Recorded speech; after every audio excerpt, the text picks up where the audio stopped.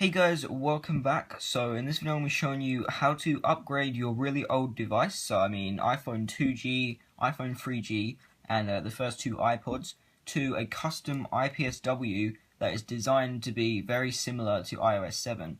So what this will do basically is it's like a software update. So here I have an iPhone 3G, and I'm going to be showing you how to update this to a custom software that basically give you iOS 7 look and iOS 7 features.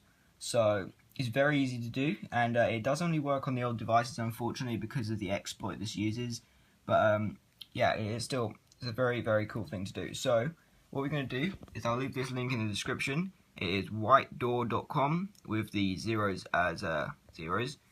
And what you want to do is when you get here, you're going to go into installation, and then you go down and you want to select the device that you have. So for me, I have an iPhone 3G. Click select, and then choose Windows or Mac, and it basically is going to download an IPSW. It's going to download a package that has an IPSW in it, and it's also going to have this tool called Redsn in it as well. So I believe I already downloaded this earlier. Yep, so let's go and drag this to my desktop. Alright, so we're going to open that, and you should see we have the Redsn for Mac, and we have the Redsn for Windows. And then we have an installation guide, and I've actually already dragged out the IPSW here. So you'll have a custom IPSW, and you basically, first of all, we're going to restore to the IPSW using iTunes, and it's going to update you to this custom iOS 7.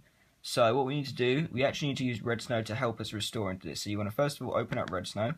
If you're on Windows, open up the Windows one. And as you can see here, we have a jailbreak button and an extras button. You don't actually need to click the jailbreak button because this IPSW comes pre-jailbroken with Cydia installed already for you. So it's really useful. So we're just going to need to go into extras, and what you want to do is pwned DFU, this one here, and then we'll be able to upgrade to this IPSW in iTunes. So make sure your device is connected to the computer, and you don't need to worry about password and all that, I don't think, with this, because we are basically just going to be restoring it. So what we need to do is put it into DFU mode, and the way we do this, the program actually will tell us how to do it. So yeah, I'm just going to click on this one, and it says first of all power the device off, and as you can see it's recognized my device is connected, and it's on iOS 4.2.1. so it's actually going to downgrade it to a custom version of iOS 3, I believe, but it'll have iOS 7 features. So we're going to power off the device, slide to power off, and once that's done we should see the next button, and we're going to click next, and it's basically going to give us instructions on how to put it into DFU mode. Alright, so it's just about put into DFU mode right now, and it should recognize that the device is in DFU mode, as you can see there, and done. So now what we can do is actually go into iTunes and restore this iPhone. So you can close out of Redsn, and we're going to go and open up iTunes, and iTunes should actually detect that the device is in recovery mode, and it will ask you to restore it. So here's the restore button. Now what you don't want to do is you don't just want to click this button, you want to hold the option key, or if you're on Windows, hold the shift key and click it. So we're going to click that, and it's going to come up with a desktop file browser. So we're going to find the IPSW, and it's right here, the white door iPhone 3 IPSW. I'm going to click on that, choose open, and it says it's extracting software, and now this device will be updated to the custom IPSW. So you can see the bar going along there, and it's restoring iPhone software. Shouldn't take more than 5 minutes, I'd say, because this is quite a small software update. So yeah, I'll be back once it's completed. Alright, so the restore has finished, and as you can see, we actually do have an iOS 7 boot logo as well included in the software.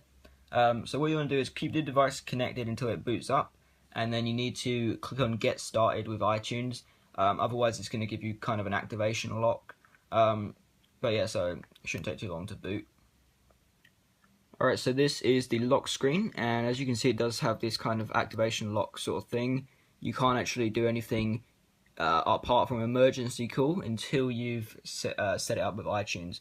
So let's just go up here. As it says, it's just about recognizing the device. I think it's loading, and as you can see, iPhone Just want to wait for this to load a couple of seconds. And then I'm going to set this up as a new iPhone and then click continue. And as you can see, it's just waiting for activation. And I'm going to cancel the syncing. And there we go, we are on the iOS 7 styled home screen. So that's how you actually update to it. Now let's go ahead and take a look at its custom firmware. So I'm going to go and set a wallpaper first of all. I'll show you that this can actually set iOS 7 wallpapers, which actually isn't available on the default of this phone. You can't actually set wallpapers at all.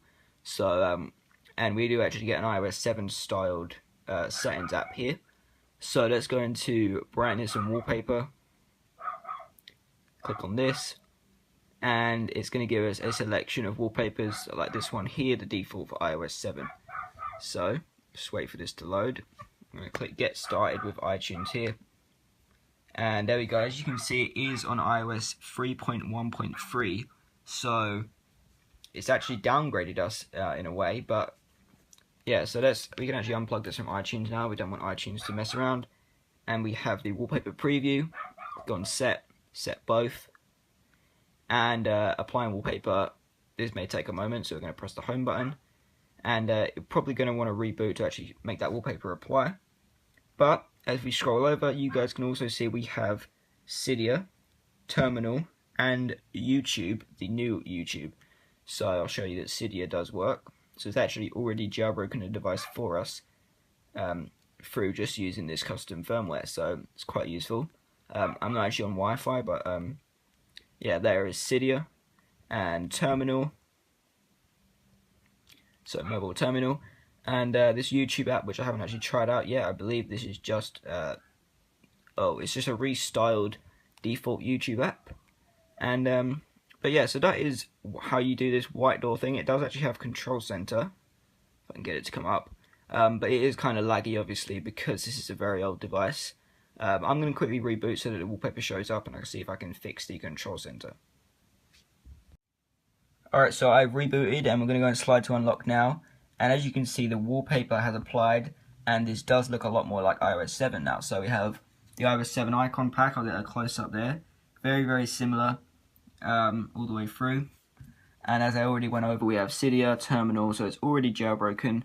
And let's take a look at the Control Center. We have the brightness slider, which does actually work.